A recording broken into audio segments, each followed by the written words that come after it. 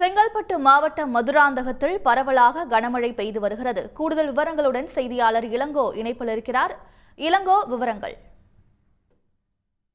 மதுராந்தகம் சுற்றியுள்ள பகுதிகளில் வெயிலுடன் கூடிய மழை விட்டு பெய்து வருகிறது. ஒரு சில இடங்களில் கனமழையும் பெய்து வருகிறது.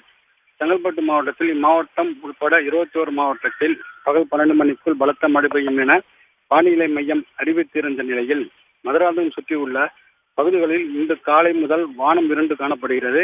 மேலும் சில இடங்களில் இடியுடன் கூடிய பலத்த மழை மதுராந்தகம், கருங்குழி, செய்யூர், சிட்டாமூர் ஆகிய பகுதிகளில் கனமழையும், மேல்மருவத்தூர், அச்சிறுப்பாக்கம், சோத்துப்பாக்கம் பகுதிகளில் விட்டு மிதமான மழையும் மற்றும் சாரல் மழையும் பெய்து வருகிறது.